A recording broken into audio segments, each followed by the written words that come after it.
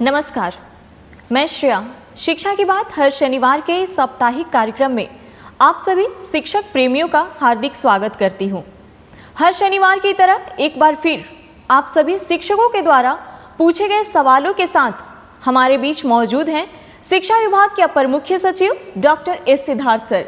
Sir, बहुत बहुत स्वागत है आपका। सर, आज का जो सबसे पहला सवाल है जिला पुरुषों के ट्रांसफर से संबंधित है। नमस्कार एससीएस सर, मेरा प्रश्न अंतर जिला पुरुषों के ट्रांसफर से संबंधित है। पिछले एपिसोड 13 में सर आपने कहा था कि केवल अंतर जिला महिलाओं का लिस्ट आना बाकी है, तो क्या अंतर जिला पुरुषों का ट्रांसफर नहीं होगा, और अगर होगा तो कब तक उम्मीद कर सकते हैं? देखिए, आपको जानकर ये होगा कि आज हम लोगों ने करीब 1,30,000 टीचर्स का हम लोगों ने विद्यालय में पोस्टिंग की प्रक्रिया शुरू की है। हम लोगों को करीब 1,90,000 आवेदन पत्र प्राप्त हुए थे और 1,30,000 का एक्चुअल स्कूल अलॉटमेंट शुरू हुआ है। ये पूरी प्रक्रिया करीब 15 दिन लगेगा और डीओ सब इसी में लगे हुए हैं। डीओ को ये काम दिया गया है और कर रहे हैं। ये बात मैंने कभी नहीं कहा कि पुरुषों का स्थानांतरण नहीं होगा, और जैसा कि आप आंकड़ों से देखते हैं कि करीब इसमें भी हम लोगों ने करीब 8 से 9,000 पुरुषों का नाम इसमें शामिल किया है, पुरुष टीचर। देखिए, जब भी स्थानांतरण किया जाता है तो 2-3 बातों का बहुत ध्यान रखा जाता है। इतनी बड़ी संख्या एक तो है, 1,90,000 है और आवेदन पत्र हैं। हम लोग 2-3 चीज़ें देखते हैं। पहले तो है वैकेंसी होनी चाहिए, जहाँ पे टीचर मांग रहे हैं वहाँ वैकेंसी होनी चाहिए।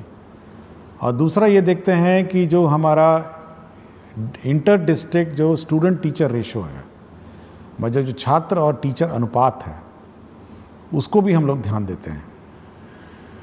अभी तक जो ट्रांसफ़र हुए हैं करीब वो 1,30,000 का जो जिला आवंटन किया गया है, अगर उस आंकड़े को देखेंगे तो आपको आश्चर्य होगा कि ऐसे भी ज़िले हैं जहाँ 20 छात्र पे एक टीचर हैं, और ऐसे भी ज़िले हैं जहाँ 44 छात्रों पे एक टीचर हैं।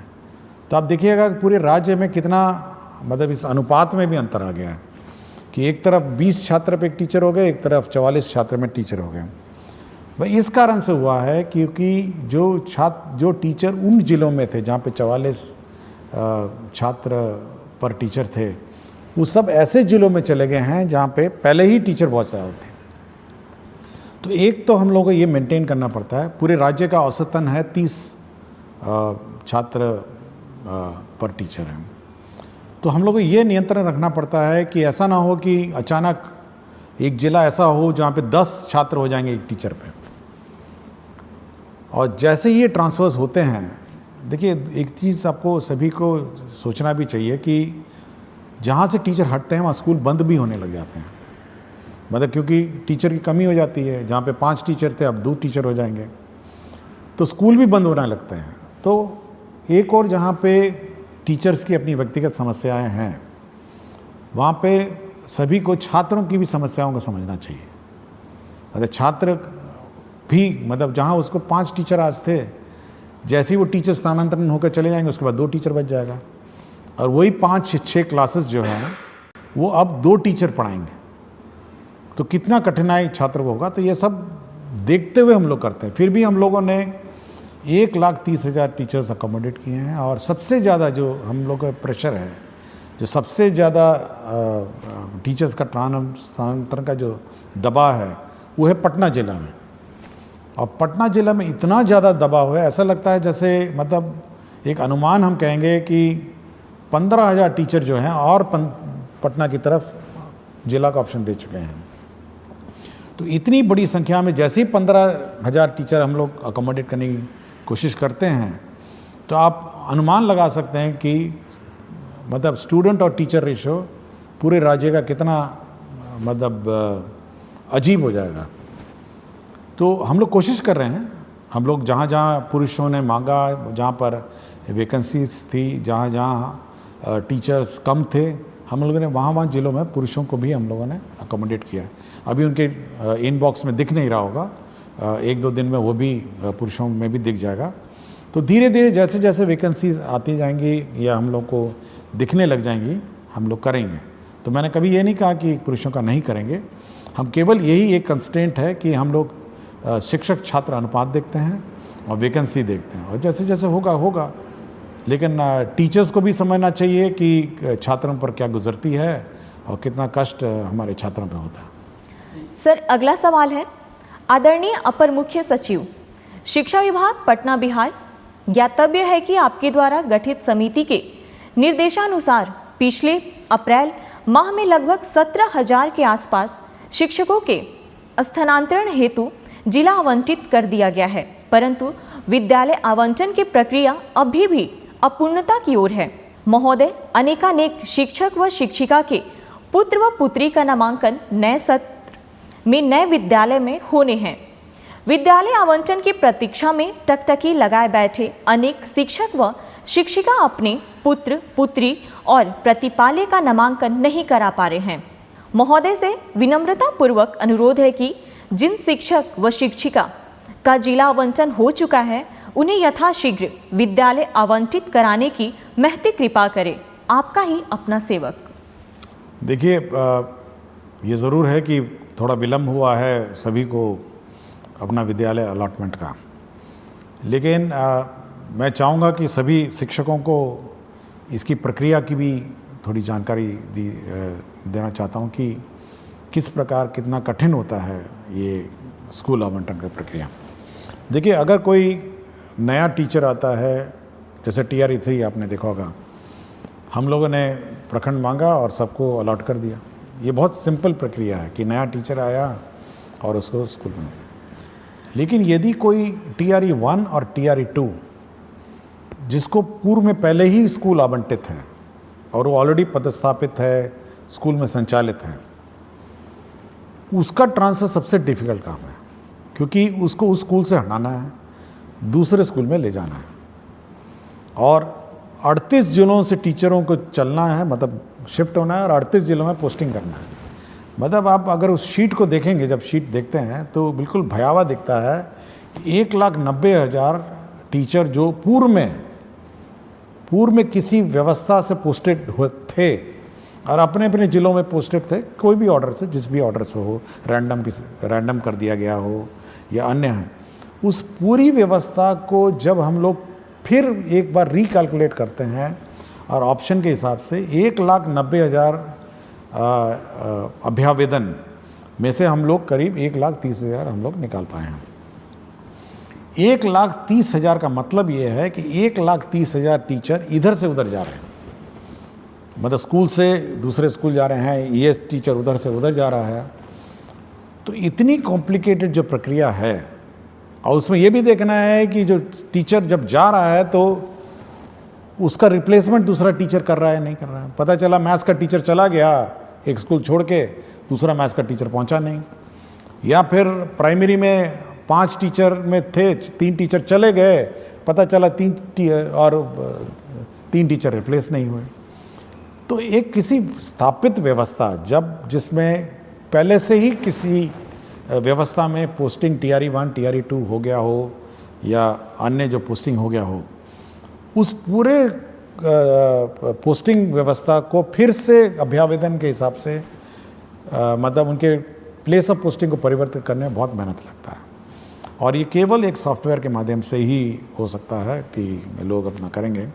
और हम लोगों ने काम शुरू कर दिया है, जैसे कि मैंने पहले प्रश्न में बताया, और सभी को 23 से 30 तक नए स्कूल में ज्वाइन करना होगा, और 20 तारीख को सभी के ई-शिक्षा कोश के जो ऐप है, जो उनका वेबसाइट है, उसमें आपको ट्रांसफ़र ऑर्डर मिल जाएगा, और इसी हिसाब से वो अपना प्लानिंग कर सकते हैं। लेकिन टीचर्स को ये समझना चाहिए कि एक स्थापित पोस्टेड व्यवस्था जहाँ पे पहले ही पोस्टिंग हो गई हो, और जहाँ पर मेरे ख्याल से बहुत सारे टीचर ऐसे भी थे जो सोचे भी नहीं होंगे कि 3 साल पहले इनका ट्रांसफ़र हो सकेगा, और ये उम्मीद नहीं होगी, लेकिन हम लोगों ने उन संवेदनशील होकर उनसे आवेदन पत्र लिए, उनके कष्ट समझे, और हम लोगों ने कहा कि नहीं, हम लोग जहाँ तक संभव हो करेंगे, और हम लोगों ने 1,30,000 टीचर्स का सिलेक्शन किया और पोस्टिंग कर रहे हैं, और जो बच गए हैं वह भी निराश नहीं हो। हम लोग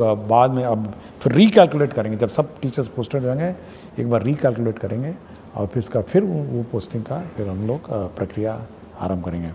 और मैंने ये भी कहा है कि जो छूट गए हैं किसी कारण से, पूर्व के TRE 1 TRE 2 और सक्षमता हो, वो अपना एप्लीकेशन विड्रॉ भी कर सकते हैं और रीअप्लाई कर सकते हैं, ये मैंने कहा है। तो हम लोग बहुत ही संवेदनशील रहते हैं टीचर के उद्देश्य से, बट यह भी एक बैलेंस बनाना पड़ता है। एक और टीचर के कष्ट का को ध्यान रखना पड़ता है और दूसरी ओर बच्चे का भविष्य का भी ध्यान रखना है। वो ज़्यादा इम्पॉर्टेंट है मेरे लिए। बच्चे का 2 करोड़ बच्चे को टीचर मिले, उनको पढ़ाने वाला टीचर मिले, वो हमेशा वो चिंता में रहती है।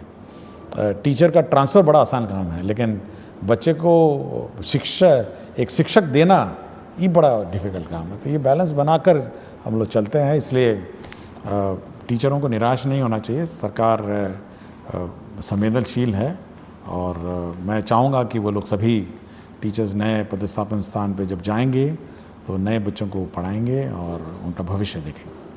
सर, एक अनिल कुमार सिंह, प्रभारी प्रधानाध्यापक, आदर्श बालिका +2 उच्च माध्यमिक विद्यालय रामगढ़ से हैं।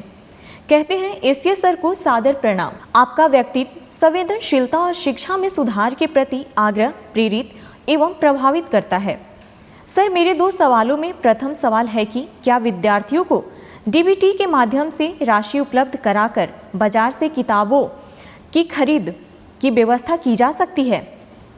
सर, मेरे विद्यालय को PM श्री विद्यालय बना दिया गया है।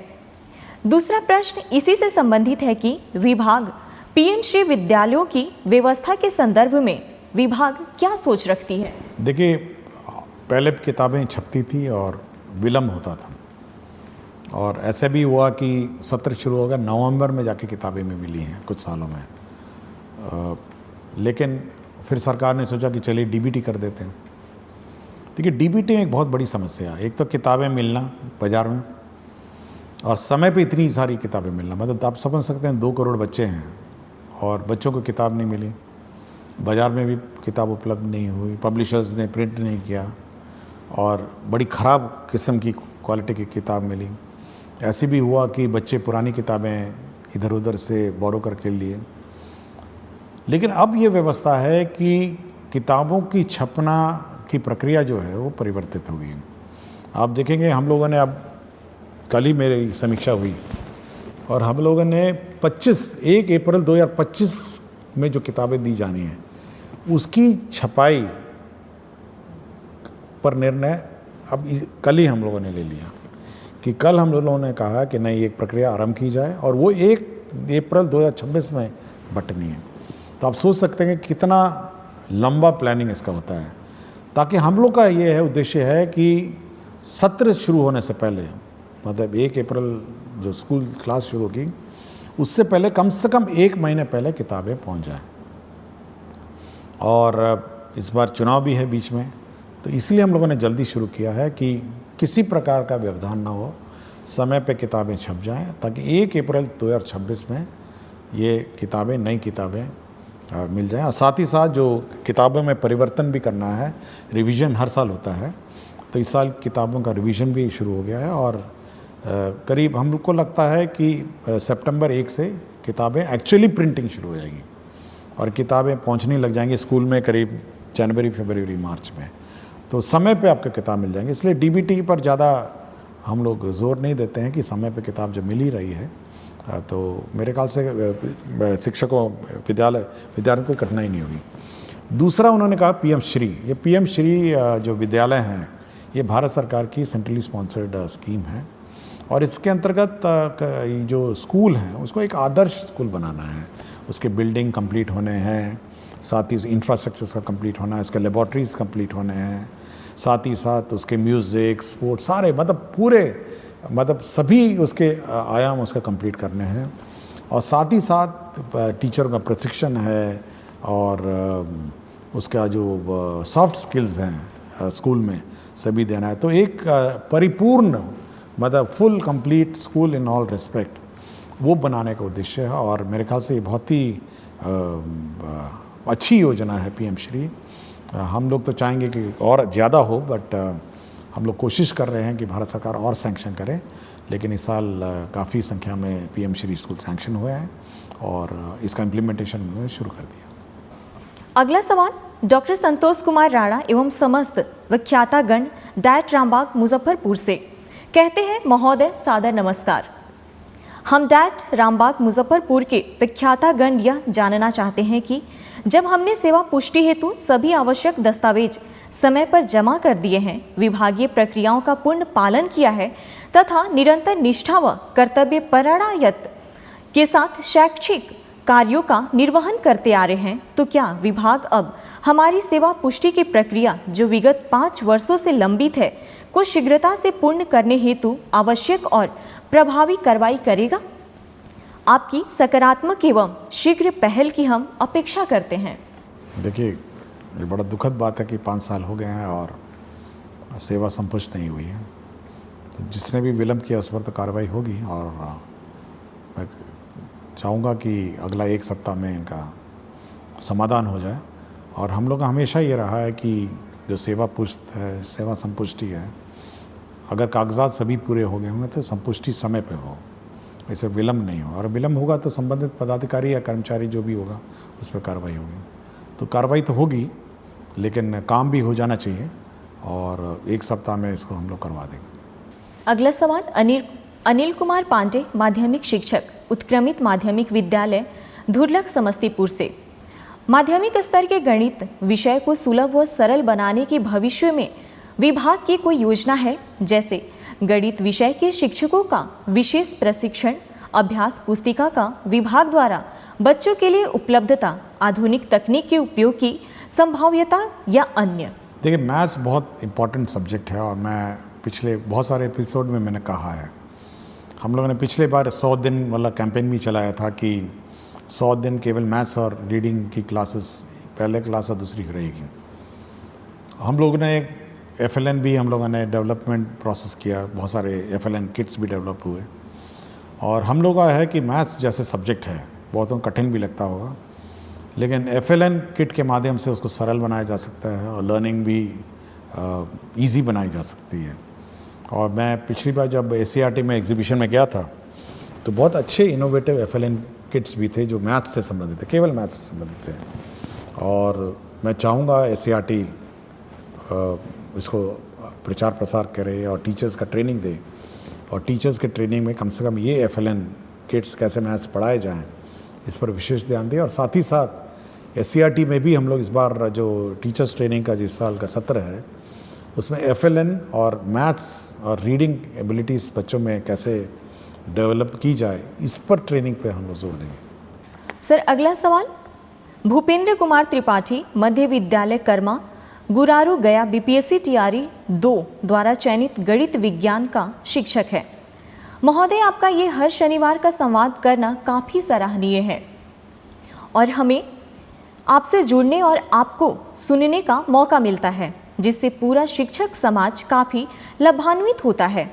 महोदय, बिहार में ट्यूशन की वैल्यू इतनी ज़्यादा है कि बच्चे स्कूल ना आकर वहाँ जाते हैं, और सबसे बड़ी विडंबना यह है कि सरकार को मालूम है कि काफ़ी सारे ट्यूशन टीचर स्कूल के समय में ही क्लासेस चलाते हैं। इस वजह से काफ़ी बच्चे स्कूल नहीं आते। इस पर सरकार कोई कार्यवाही क्यों नहीं कर रही है?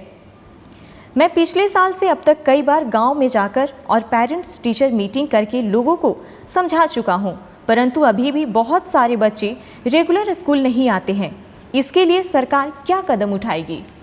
देखिए, पिछले एपिसोड में मैंने कहा था कि जो ट्यूशन है, स्कूल अवधि में कोई भी सरकारी स्कूल में नामांकित छात्र ट्यूशन में नहीं जाए, और सरकारी शिक्षक उस अवधि में ट्यूशन में क्लासेस नहीं ले सकते हैं। यह पूर्ण रूप से प्रतिबंधित, और यह भी प्रतिबंधित है कि कोई भी सरकारी शिक्षक ट्यूशन नहीं पढ़ा सकते हैं, ये बिल्कुल प्रतिबंधित है। और यदि कोई शिक्षक जानबूझ के और इस मतलब जबरदस्ती या जानबूझ के इस रूल का उल्लंघन करता है कि मतलब वो सरकारी शिक्षक जो है वो किसी ट्यूशन क्लास मतलब ट्यूशन कोचिंग सेंटर में पढ़ाएगा, तब तो उस पर कार्रवाई हो जाएगी। उसका काम ये है कि जो हमारे स्टूडेंट हैं, सरकारी स्कूल में स्टूडेंट हैं, उनको पढ़ाए। यह बिल्कुल अलाउड नहीं है कि कोई भी सरकारी टीचर किसी कोचिंग सेंटर में पढ़ाएंगे। ये मैं बिल्कुल स्पष्ट कर दिया हूँ और इस संबंध में हम लोग स्पष्ट निर्देश भी देंगे। और कोई कंप्लेंट आएगा तो उस पर तो कार्रवाई हो जाएगी, क्योंकि यह हम लोग नहीं चाहते हैं कि एक कोई स्टूडेंट मतलब यह देखे कि अपना टीचर ही जब चला गया ट्यूशन पढ़ाने तो वो भी चला जाएगा, नहीं, स्वाभाविक है।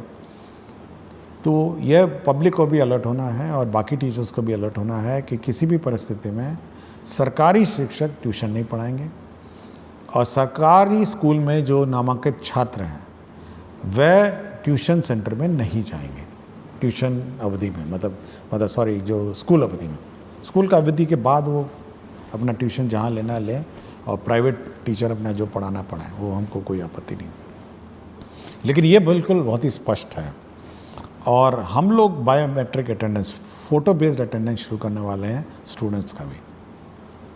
तो जल्दी जैसे लौटेंगे अपने समर वेकेशन से, तो स्टूडेंट्स का बायोमेट्रिक अटेंडेंस भी हम लोग कंपलसरी कर देंगे। तो यह हम लोग यह टॉलरेट नहीं करेंगे कि स्टूडेंट्स क्लास मिस करें, क्लास से गायब रहें, अन्यथा कहीं घूम रहे होंगे। ये बायोमेट्रिक अटेंडेंस स्टूडेंट्स का भी हम लोग समर वेकेशन के बाद शुरू कर देंगे। सर, अगला सवाल है।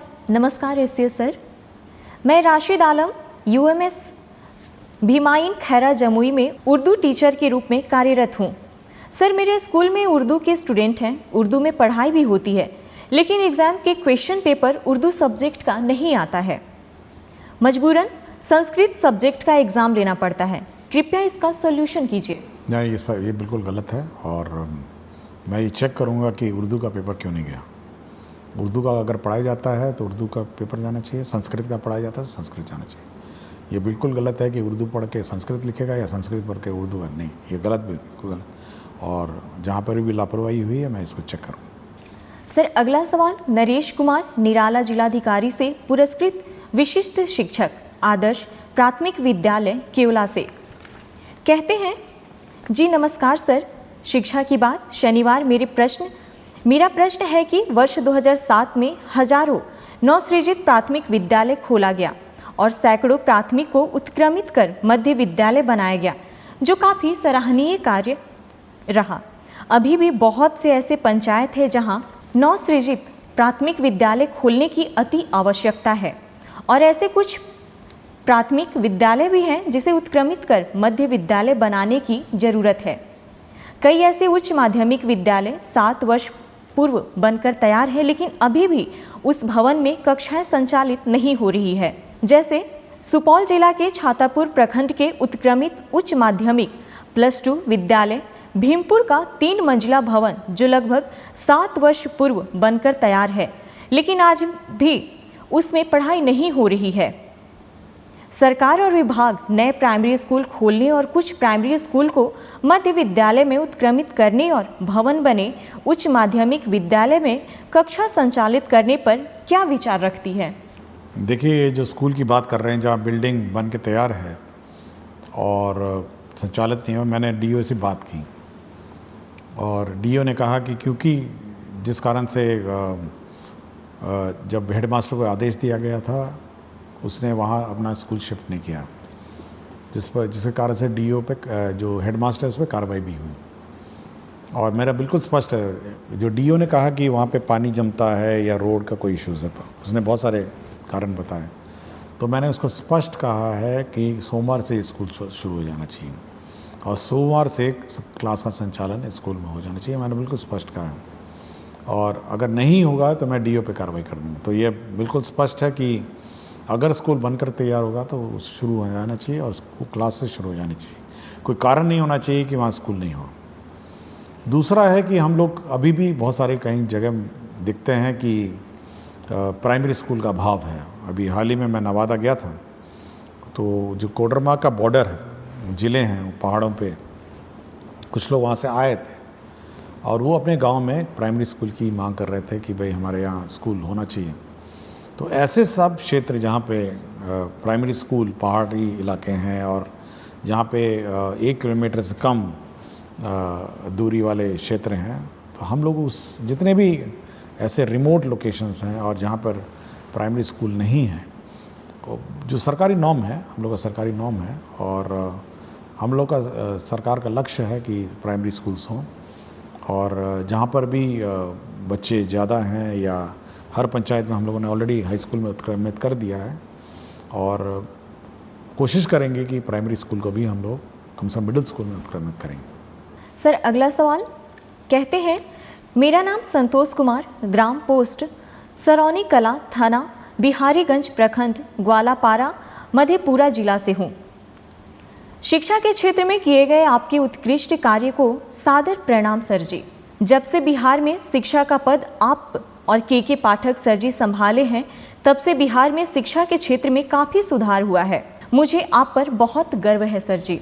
महोदय से मेरा प्रश्न यह है कि जिस प्रकार से बच्चों को सर्वांगीण विकास के लिए खेलकूद एवं कला प्रशिक्षण भी अनिवार्य है, जिसमें बच्चों को खेल तो कराया जाता है किंतु कला नहीं सिखाया जाता है, जबकि शिक्षा और कला एक दूसरे का पूरक है।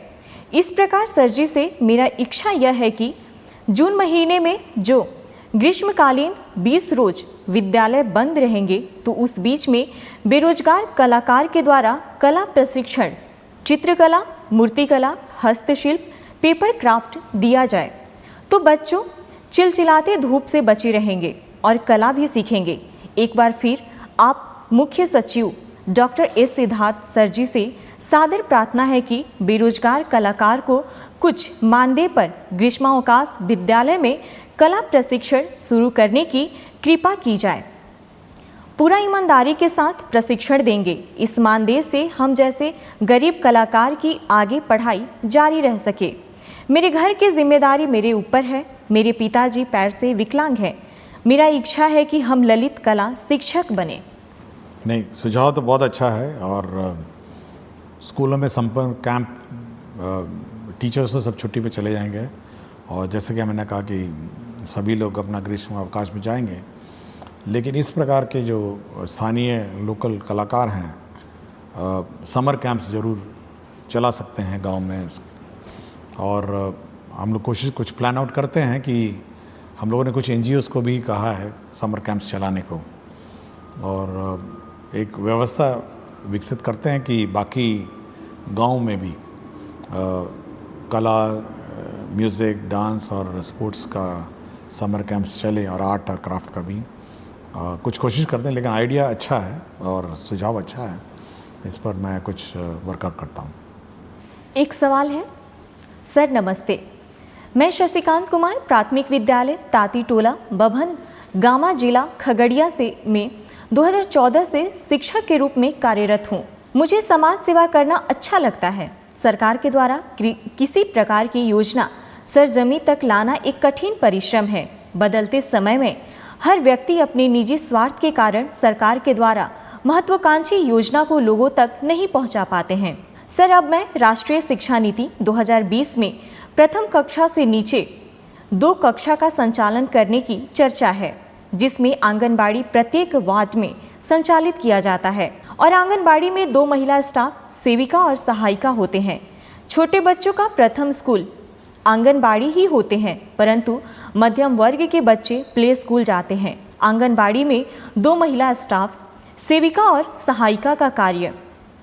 सेविका प्रधान संचालन करता एवं सहायिका बच्चों को लाना और मध्याह्न भोजन बनाकर खिलाना।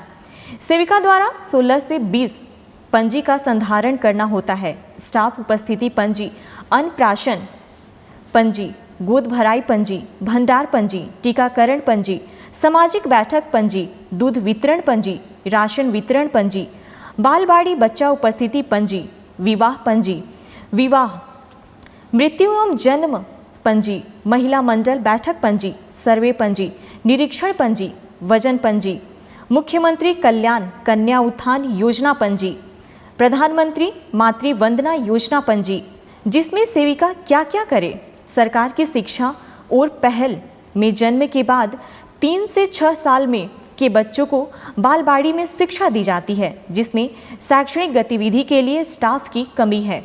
सर, मेरा ध्यान शिक्षा सेवा की ओर है। वह अपने टोला से या विद्यालय के पोषक क्षेत्र के टोला से बच्चों को स्कूल तक पहुंचाना और पोषक क्षेत्र में बच्चों को ट्यूशन पढ़ाने का दायित्व है, जिसमें यह मेरा मानना है कि सर की टोला सेवक या शिक्षा सेवक को आंगनबाड़ी में बालवाड़ी के बच्चों को पढ़ाने के लिए एक प्रावधान लाने की आवश्यकता है, क्योंकि सर एक सरकार की योजना को मैं समझना चाहता रहा हूँ कि एक वार्ड में प्रायः एक आंगनबाड़ी होते हैं। प्रत्येक वार्ड में 80 से 100 बच्चे रहते हैं, परंतु आंगनबाड़ी में बालवाड़ी में 40 बच्चों का नामांकन किया जाता है। शेष बच्चे इधर उधर रह जाते हैं, जिस कारण जब वह बच्चा 6 वर्ष का हो जाता है तो उसे पढ़ना और विद्यालय जाना अच्छा नहीं लगता है। सर, अंत में मैं यह कहना चाहता हूँ कि वर्तमान समय में सरकारी विद्यालय में शिक्षक की उपस्थिति ठीक ठाक हो गई है और शिक्षक सेवक को बालवाड़ी में बच्चों को पढ़ाने के लिए समय का प्रावधान लाना चाहिए। देखिए, ये ज़रूर जो सुझाव करता है, उन्होंने आंगनबाड़ी में जितने प्रतिवेदन और प्रपत्र भरने पड़ते हैं, मैं भी बड़ा आश्चर्य हुआ कि इतनी रिपोर्ट्स और कागजात किसी आंगनबाड़ी सेविका को भरने पड़ते हैं। मैं भी बहुत आश्चर्य रहा और बहुत अच्छा उन्होंने जानकारी दी। हम लोग का ये जो कार्यक्रम है उसमें ये है कि जितने भी हम लोग आंगनबाड़ी के बच्चे हैं वो तो आंगनबाड़ी में पढ़ते हैं, 40 बच्चे जैसे कहा, और बाकी बच्चों को प्री स्कूल के रूप में जो प्राइमरी स्कूल है उसमें रखने का प्रावधान है। और हम लोग ने शुरू ही किया अभी कि जितने भी नॉन आंगनबाड़ी, जो आंगनबाड़ी में बच्चे नहीं हैं, उनको प्ले स्कूल के रूप में प्राइमरी स्कूल में रखा जाए, और जिसको कहते हैं प्री प्राइमरी, और उसमें रखने के बाद 2 साल रखने के बाद फिर वो बच्चे अपना स्कूल में आ जाएंगे।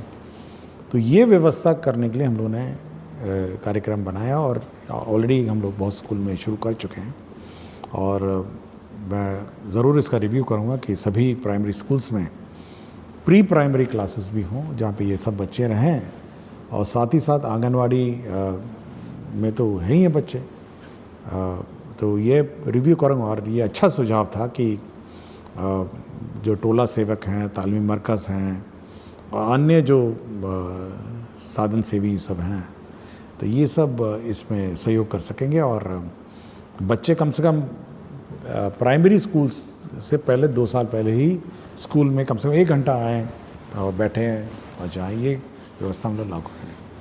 बहुत बहुत शुक्रिया सर। अगला सवाल एक शिक्षिका प्रखंड पोठिया किशनगंज से हैं। महोदय, मैं 14 वर्षों से प्रभार में हूँ।